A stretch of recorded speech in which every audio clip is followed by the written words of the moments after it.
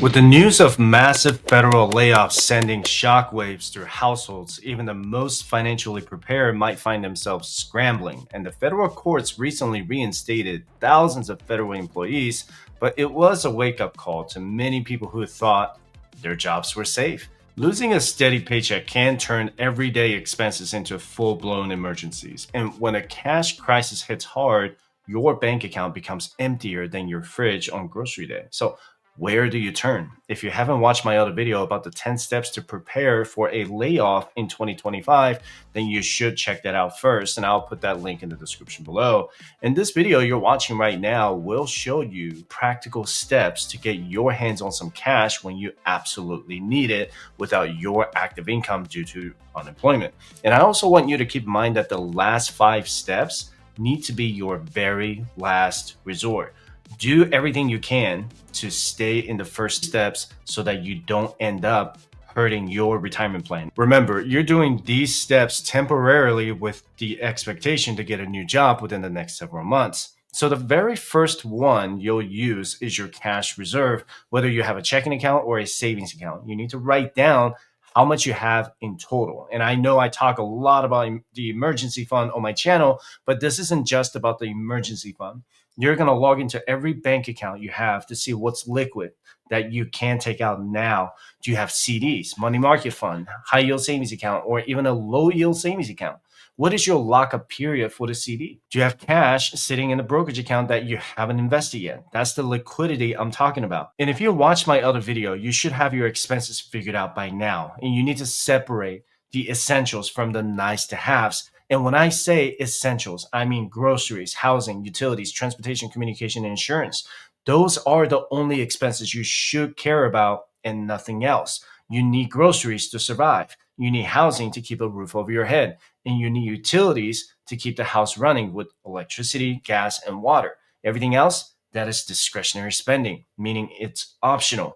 Ordering takeout food is considered discretionary, but getting your groceries is considered non-discretionary. You should not have any Netflix subscription, even if it's only $20 a month, until you have your employment situation figured out. You can always go to these websites and request a suspension instead of a cancellation. You can always turn them back on later when you have your income figured out. Once you have your income figured out because you got a new job, then I want you to spend the next several months building up your emergency fund. Nothing scares you more than unemployment because that's the uncertainty you face when you have no income coming in. I know for a fact that you will never get yourself into that kind of situation again. So remember to build up your cash reserve as soon as you have a new job, and your job is never safe no matter who you work for. What I recommend is diversify your financial safety net with other strategies like long-term disability insurance or developing multiple income streams. Now, some of you might argue that the money would be better invested elsewhere for higher returns, but trust me, the peace of mind and immediate access provided by an emergency fund are far more valuable, especially at times like this. And you might be surprised to hear me say about this in the second step because I always preach to never carry a balance on your credit card. But if you're running low on cash, you may not have a choice at all. And however, using the 0% APR credit card should be done very carefully. Remember, it is temporary. So again, before you do this, you need to be very careful whether you have a 12-month interest-free credit card or an 18-month interest-free credit card. If you're going to use it, you need to have a plan to pay it off before the interest starts to accrue. Trust me, I once had over $47,000 in total credit card debt with an average of 24% interest rate back in 2014. That took me over almost 2 years to pay off. So for example, if you use $5,000 for 0% APR for 12 months, and let's say you found a job 3 months later, then you're going to need to pay at least $556 a month for the next 9 months remaining on the 12-month interest-free promotion so that you can pay the balance off on time. It doesn't matter what the credit card statement says about the minimum payment. You need to pay that amount at a minimum to pay the balance off before the interest rates kick in at 25, 30%, or even higher. Because if you don't, that interest rate at 30% is another $1,500 in interest you're paying to the bank, or $125 a month, You do not want that. Your minimum payments will also start to creep up if you're not being responsible. And this is a fire you don't want to play with. You might have the temptation to overspend, and this is very real. Do you need to use this credit card to pay for a takeout food or a Netflix subscription while you're unemployed? Absolutely not. So use this strategy only to pay your essential bills and only if you have a solid plan to repay the balance before the promotional period ends. Otherwise, interest charges will snowball faster than you can say financial regret. And step number 3 is to liquidate stocks or ETFs in your non-retirement account or a brokerage account. And I consider my brokerage account as a part of my cash and cash equivalent assets because I can liquidate it anytime I want with no early withdrawal penalties. And I know how you're feeling because you've been investing your stocks for the long-term growth and you hate to cash it out when the total returns are more than what the let's say the benchmark is performing. And I get it, but this is where you'll need the cash to pay for your food, housing, and utilities. But one thing I want you to pay attention to is the taxes. Take a look at your account and find out how long you've had your investments for. For example, let's say you've been holding on to this one stock for over a year. Then your capital gains tax rate is at 0, 15, or 20%. And most of you are going to be in the 0 or 15% long-term capital gains tax rate. And if you've been holding on to this stock for less than a year, then your capital gains tax rate is the same as your federal income tax for up to 37%. If I had to pick between 15% and 24%, I would pick 15%. For example, let's say you bought a stock for $10,000 in 2022, and now it's worth $15,000 in 2025. If you sell out your entire position at $15,000, you only owe taxes on the $5,000 gain. And because you've held it for at least a year, you're going to owe the long-term capital gains tax for $5,000 at either 0, 15, or 20%.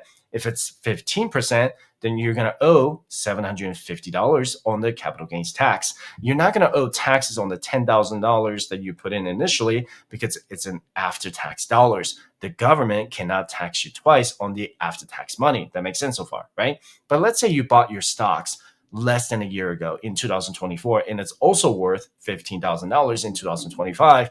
That $5,000 is going to be subject to federal and state income taxes. So if you're at the federal marginal tax rate at 24% and another 5% for the state income tax, then you could be looking at 29% in total marginal tax rate or $1,450. It's almost twice as expensive as the long-term capital gains tax rate. So I would certainly prioritize the long-term positions over the short-term positions. However, if short-term positions are all you have, then you may not have a choice at all. If you cash out your positions, make sure to set aside some cash for taxes in the following year because you're going to get a 1099-B as in Bravo from your broker by January or February in the following year to file your taxes. You can always go to fiservchat.com/consultation at any time and schedule a consultation with me so I can help you go through the process. And starting in step number 4 is when you need to remember that these are your very last resorts because they could have a significant impact on your retirement planning.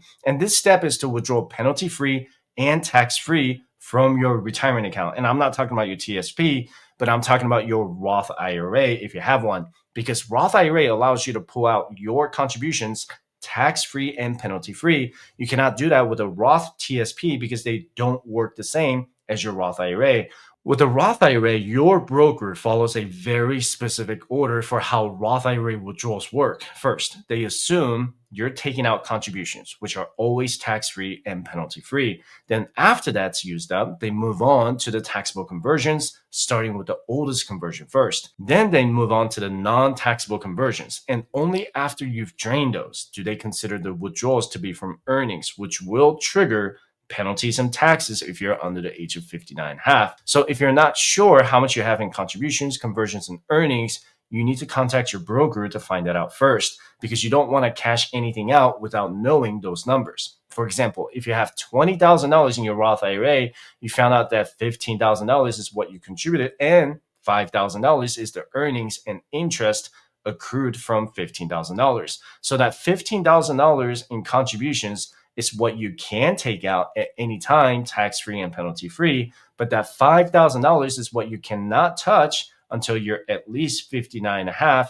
without taxes and penalties. That makes sense so far, right? And I want you to remember that there's a big flip side to this because you're basically stealing from the future you. If you absolutely must tap into your retirement savings, a Roth IRA is your best bet, but it should remain one of your last resorts. Remember, your money is supposed to grow uninterrupted for decades. So try your best to keep your hands off of it and let it do its thing. But I would rather you not starve or lose your house now if your unemployment is lasting longer than expected. And step number 5 is to take out a low interest loan. And I hate this because there's no such thing as a low interest loan during this economy. And even if you have an excellent credit score, the average interest rate for a personal loan is around 12%. However, it is cheaper than taking out a credit card with a 25 or 30% interest rate, and it comes with a predictable payment because it's a fixed interest loan. As someone who went through a 2-year debt-free journey, I hate to even bring this up to you, but that's why it needs to be one of the last resorts. And if you default on this loan, get ready for a crash course in debt collections and some serious credit score CPR. Now, here's the thing. Many online lenders and credit unions offer competitive rates, but you've got to do your homework. Do your research and compare the terms, fees, and how flexible they are with repayments. You should never bite more than you can chew. If you decide to borrow, let's say $10,000 from the personal loan, I want you to immediately put it in a high yield savings account. Use that money only if you need to pay your bills. So when you get your new job, you can just repay the loan in full and don't keep it around. I want you to pay the loan off in full right away. Don't even think about investing a 12% interest rate personal loan in a stock. Just don't think about it. And step 6 is hard for me to talk about because I've done this in the past, but it's to borrow from your TSP. And I took out a general purpose TSP loan for $10,000 in 2013 to pay for my divorce when I was still on active duty in the military. I really regret doing it, but it was necessary at the time. And if you see any comments from other people talking about using a TSP to buy a house, I want you to ignore them, okay? Absolute hogwash. There are no benefits to taking a loan out from my retirement. And I did the math on this, and you'll never convince me that a TSP loan is a good idea. However, a time like this can become necessary. And remember that you can only do this if you're still employed with the federal government. If you're already terminated, then you don't have the eligibility to take out a loan. However, if they placed you on administrative leave and still get paid by the federal government, then you should be eligible to take out a loan. But if you go through any non-pay status or employment termination, then the TSP will send you a deadline to repay your loan in full. The interest rate at the time I'm recording this video is at 4.625%. So you need to have a plan to repay the loan without overextending yourself. But again, there are significant cons and you'll miss out on potential market gains, which can be a painful loss. And that's why if you borrow from your TSP, it is crucial to completely understand the repayment terms. Many private sector 401k plans demand full repayment within 60 days if you leave your job, but the TSP is much more flexible than the 401k plan.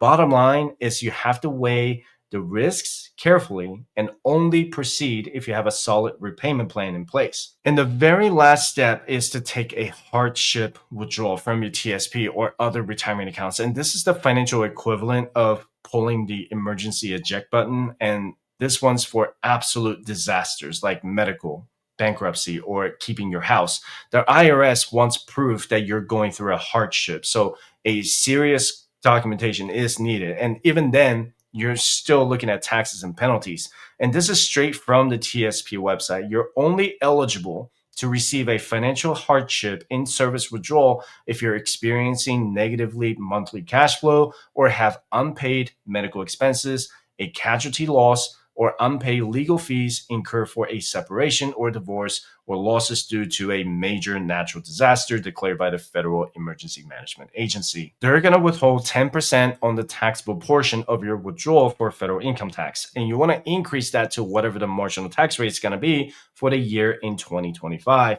So for example, if you withdraw $50,000 from your TSP, and if your federal income marginal tax rate is at 24%, and you have another 6% in state income marginal tax rate, you could be looking at a total of 40% tax rate for that withdrawal when you account for the 10% early withdrawal penalty. So you might only end up with $30,000 after the 40% if all of this money is in your traditional TSP. And there's also what's called an under withholding penalty from the IRS. So you might want to consider increasing the tax withholding after consulting with your CPA. So here's the thing, emergencies don't send calendar invites. That's why it's crucial to have multiple cash sources ready to go before disaster strikes. And you may or may not come back to this channel after watching this, but I want you to have these 3 things in mind at all times. 1, you need to start with your cash reserve. 2, leverage low interest borrowing only when necessary. And lastly, keep retirement accounts sacred unless it's truly unavoidable. And I'm sorry if you're going through unemployment right now,